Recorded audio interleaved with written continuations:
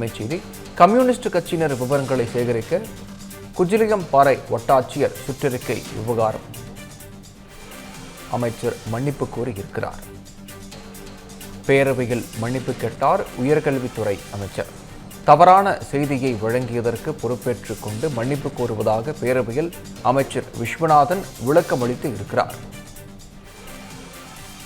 செய்தி வெளியிட்டவர்களின் விளக்கம் கிடைத்தவுடன் துறை ரீதியான நடவடிக்கை எடுக்கப்படும் என அமைச்சர் விஸ்வநாதன் தெரிவித்திருக்கிறார்.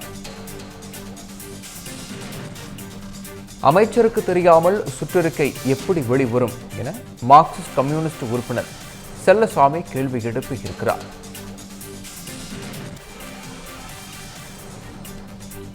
அமைச்சர் பொறுப்பேற்று மன்னிப்பு கோரிவிட்டார் என்று துணை சபாநாயகர் தெரிவித்திருக்கிறார்.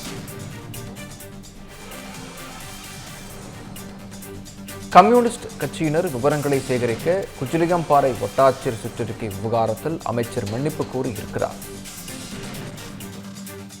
மாணவர்கள் போராட்டம் நடத்துகிறார்கள், அதற்கு துணையாக அரசியல் கட்சிகளும் போராட்டத்திலே பங்கு பெற்றது என்கிற ஒரு செய்தி பத்திரிகையில் வந்துவிட்டது.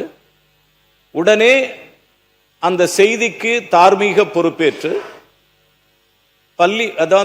ஹையர் எஜுகேஷன் செக்ரட்டரி தரப்பிலிருந்து அந்த கொடுத்த அந்த விளக்கத்தை வாபஸ் பெறப்பட்டது. 1. 2, அதற்கு அடுத்தாற்போல் 2 தினங்களுக்கு முன்பு சிபிஐ, சிபிஎம் போன்ற செஞ்சட்டை கட்சி தோழர்கள் ஒரு போராட்டத்தை நடத்தியிருக்கிறார்கள்.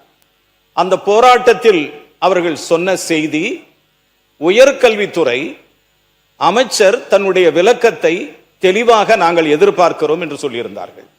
அதன் அடிப்படையிலே அரசு தரப்பில், உயர்கல்வித்துறை தரப்பில் நான் சொல்லுகிற அரசு தரப்பில் நாம் சொல்லுகிற செய்தி, நாம் அந்த கொடுத்திருந்த அந்த விளக்கத்தை நாங்கள் அதை முறையாக திருப்ப பெற்றுக் கொண்டோம். 1. அதே நேரத்தில் அந்த தவறான செய்தி பத்திரிகையில் இடம்பெற்றதற்காக அமைச்சர் என்கிற முறையில் என்னுடைய தார்மீக பொறுப்பை ஏற்றுக்கொண்டு என்னுடைய மன்னிப்பையும் இந்த நேரத்திலே தெரிவித்துக் கொள்கிறேன். 2. 3, அந்த துறை ரீதியாக யார் அந்த செய்தியை வெளியிட்டார்களோ அந்த செய்தி வெளியிட்டவர்கள் மீது அரசு தரப்பில் விளக்கம் கேட்கப்பட்டிருக்கிறது. விளக்கம் கிடைத்தவுடன், எழுத்துப்பூர்வமான விளக்கம் கிடைத்தவுடன் அரசு துறை ரீதியாக நடவடிக்கை எடுக்கப்படும் என்பதை மாண்புமிகு உறுப்பினர் அவர்களுக்கு உங்கள் கவனத்துக்கு கொண்டு வருகிறேன்.